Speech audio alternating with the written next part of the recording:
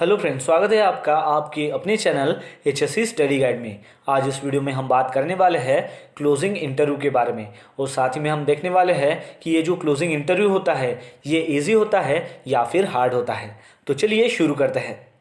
तो दोस्तों, जैसे कि आपको पता है कि अब निबोश की जो एग्ज़ाम है वो ऑनलाइन हो चुकी है, जिसे हम ओपन बुक एग्ज़ाम कहते हैं। लेकिन ये ओपन बुक एग्ज़ाम सबमिट होने के बाद आपको क्लोजिंग इंटरव्यू भी देना होता है। तो दोस्तों, आपको ये पता होना चाहिए कि इस क्लोजिंग इंटरव्यू का क्या पर्पस होता है, ये क्लोजिंग इंटरव्यू कब और कैसे होता है, इस क्लोजिंग इंटरव्यू का ड्यूरेशन कितना होता है, ये जो क्लोजिंग इंटरव्यू है ये कौन लेता है, इस क्लोजिंग इंटरव्यू में कौन सी लैंग्वेज का इस्तेमाल किया जाता है, इसमें कौन से सवाल आपको पूछे जा सकते हैं, और फिर उसके बाद है कि ये जो क्लोजिंग इंटरव्यू है ये इजी होता है या फिर हार्ड होता है। तो इन सारी बातों की जानकारी आज इस वीडियो के माध्यम से आपको मिलने वाली है। तो सबसे पहले जानते हैं कि इस क्लोजिंग इंटरव्यू का मेन पर्पस क्या होता है। तो दोस्तों, ये जो क्लोजिंग इंटरव्यू होता है इसका मेन पर्पस ये होता है कि ये चेक करता है कि आपने जो भी ओपन बुक एग्ज़ाम सबमिट की गई है वो जो एग्ज़ाम है वो आपके थ्रू ही दी गई है, यानी कि वो जो एग्ज़ाम है वो आपने ही लिखी है, वो ये चेक करता है। फिर उसके बाद है कि ये जो क्लोजिंग इंटरव्यू है ये कब और कैसे कंडक्ट किया जाता है।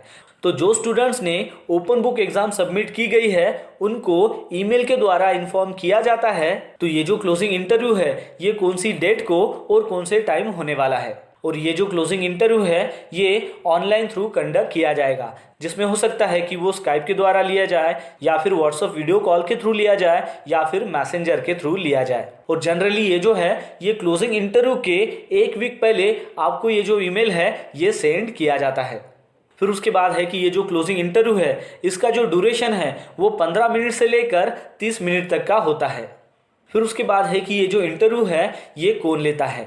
तो ये जो इंटरव्यू है ये कोई भी पर्सन हो सकता है जो आपके इंस्टीट्यूट के द्वारा नॉमिनेट किया जा चुका हो, मतलब वो आपके इंस्टीट्यूट के कोई भी ट्रेनर हो सकते हैं या फिर इंस्टीट्यूट का कोई भी स्टाफ मेंबर हो सकता है जो निबोश IGC क्वालिफाइड हो चुका हो, या फिर उसके पास हेल्थ एंड सेफ्टी इंडस्ट्री में काम करने का 3 साल का एक्सपीरियंस हो।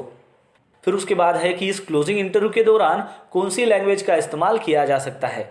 तो as per NEBOSH guidelines English जो है वो इंटरनेशनल लैंग्वेज होती है, तो उसी लैंग्वेज में जो है वो आपका क्लोजिंग इंटरव्यू हो सकता है। चलिए अब जानते हैं कि ये क्लोजिंग इंटरव्यू जो है ये किस प्रकार इंटरव्यूअर के द्वारा लिया जा सकता है।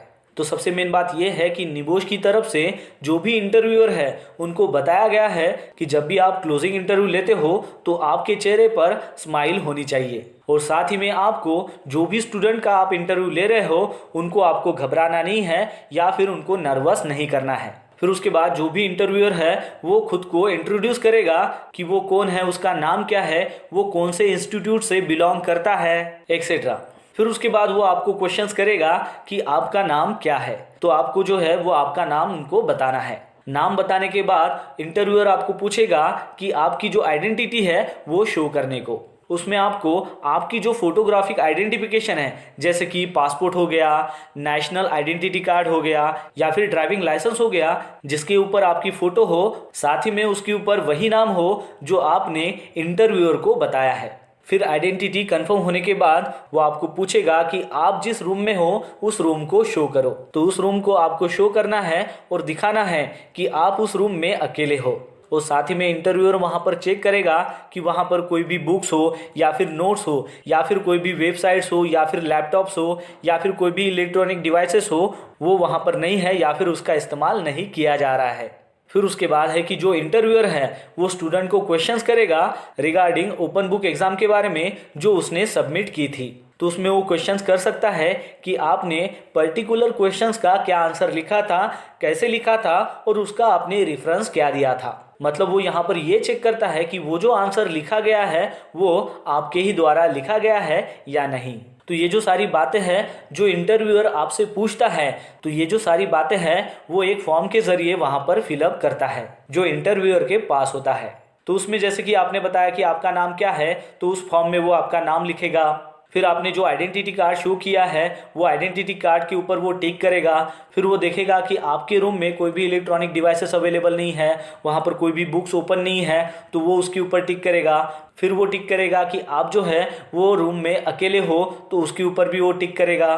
फिर उसके बाद ओपन बुक एग्जाम में जो भी आंसर आपने लिखे थे तो उसके बारे में जो भी वो क्वेश्चंस पूछ रहा है तो उसका आपने जो आंसर दिया हुआ है उसके ऊपर भी वो टिक करेगा। यानी कि ये कंफर्म करेगा कि जो ओपन बुक एग्जाम आपने सबमिट की थी उसके जो आंसर लिखे गए थे वो आपके द्वारा ही लिखे गए थे। तो इस प्रकार जो है वो आपका क्लोजिंग इंटरव्यू के द्वारा लिया जाता है। और फिर लास्ट में है कि ये जो क्लोजिंग इंटरव्यू है ये इजी है या फिर हार्ड है। तो बस आपको ये समझना है कि जो ओपन बुक एग्जाम आपके द्वारा सबमिट की गई है और उस एग्जाम के जो भी क्वेश्चंस के आंसर्स है वो आपके द्वारा ही लिखे गए हैं, तो ये जो क्लोजिंग इंटरव्यू है ये आपके लिए बहुत ही ईजी है। क्योंकि इस क्लोजिंग इंटरव्यू का मकसद ही यही है कि ये जो एग्जाम है ये आपके द्वारा दी गई है इसको चेक करना है और इसमें आपको कोई भी नए क्वेश्चंस नहीं पूछे जाएंगे। जो क्वेश्चंस के आंसर आपने ओपन बुक एग्जाम में दिए गए हैं उसके रिलेवेंट ही आपको क्वेश्चंस पूछे जाएंगे कि उस पर्टिकुलर क्वेश्चंस का आंसर आपने कैसे लिखा था, क्या लिखा था और उस आंसर के लिए आपने कौन सा रेफरेंस दिया था। और ये बात उसी स्टूडेंट को पता होती है कि जिस स्टूडेंट ने ये ओपन बुक एग्जाम लिखकर सबमिट की गई है। तो दोस्तों आशा करता हूँ कि आपको इस वीडियो के माध्यम से पता चल गया होगा कि ये जो क्लोजिंग इंटरव्यू होता है इसका मेन पर्पस क्या होता है और ये जो क्लोजिंग इंटरव्यू है ये इजी होता है या फिर हार्ड होता है। तो बस आज के लिए इतना ही, मिलते हैं नेक्स्ट वीडियो में एक नए टॉपिक के साथ में। तब तक के लिए टेक केयर, बाय बाय।